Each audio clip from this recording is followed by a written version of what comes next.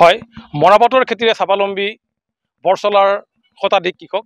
মই বৰ্তমান উপস্থিত আছোঁ বৰচলা সমষ্টিৰ বছাশিমলুত, আৰু এই বছাশিমলু অঞ্চলত মৰাপাটৰ খেতি কৰি শ আচলতে খেতিয়ক তেওঁলোকে স্বাৱলম্বী হৈছে।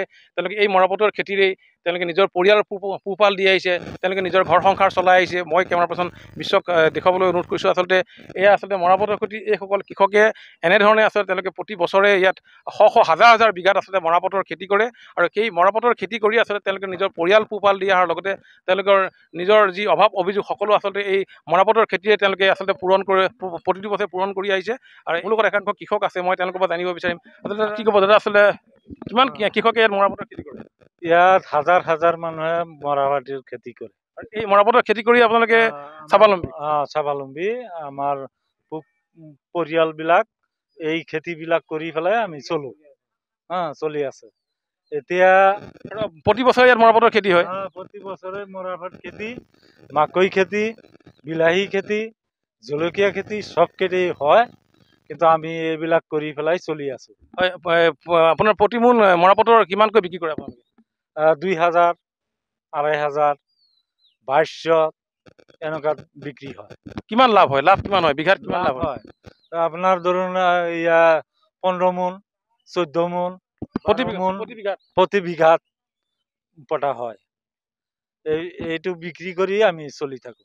আৰু এগৰাকী কৃষক আছে, মই জানিব বিচাৰিম দাদা, ইয়াত সকলোৱে মৰাপাটৰ খেতি কৰে? সকলোৱে কৰে মৰাপাটৰ খেতি। মকৈ খেত, এইটো মৰিচ, জলকীয়া আৰু এইটো মকাজৰ, এইবিলাক কৰি থাকো। এইটো কৰি পেলাই পৰিয়াল চলাই আছো ইয়াত। আৰু চৰকাৰৰ ফালৰ পৰা কিবা অনুদান পায়নে আপোনালোকে? অনুদান একো নাপায়, সম্পূৰ্ণ নিজৰ গাঁঠিৰ ধন। গাঁঠিৰ ধন।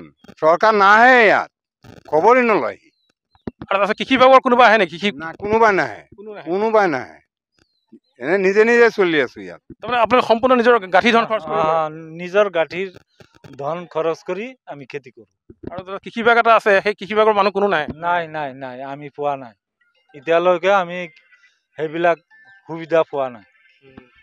হয়, আচলতে এইসকল কৃষকে তেওঁলোকে গাঁঠিৰ ধন খৰচ কৰি আচলতে প্ৰতি বছৰে তেওঁলোকে এই যি মৰাপাটৰ খেতি বা মাকৈ খেতি, জলকীয়া খেতি, বিলাহী খেতিৰে কৰি আচলতে এই বছাশিমলু অঞ্চলত এইসকল কৃষক স্বাৱলম্বী।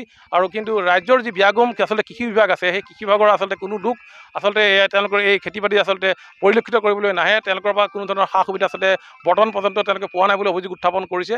আৰু সেইসকল কৃষকে নিজৰ গাঁঠিৰ ধন খৰচ কৰি আচলতে প্ৰতি বছৰে ইয়াত তেওঁলোকে মাকৈ খেতি, মৰাপাটৰ খেতি, বিলাহী খেতি, জলকীয়াৰ খেতি কৰি তেওঁলোকে নিজৰ পৰিয়াল পোহপাল দি আহিছে, তেওঁলোকে নিজৰ ঘৰ সংসাৰ চলাই আহিছে। কিন্তু এইসকল কৃষকে আচলতে চৰকাৰৰ ফালৰ পৰা যেনেধৰণৰ সা সুবিধা আচলতে পাব লাগিছিল, সেইসকল কৃষকে বৰ্তমান পৰ্যন্ত তেওঁলোকে কোনো ধৰণৰ চৰকাৰৰ ফালৰ পৰা কোনো ধৰণৰ সহায় সহযোগিতা তেওঁলোকে নোপোৱাৰ অভিযোগ উত্থাপন কৰিছে। আচলতে এইসকল কৃষকে অনাগত দিনত আচলতে চৰকাৰৰ ফালৰ পৰা বা কৃষি বিভাগৰ ফালৰ পৰা কেনেধৰণৰ সহায় সুবিধা পাব বা এইসকল কৃষক কেনেধৰণে আগবাঢ়ি যাব, সেয়াই হ'ব।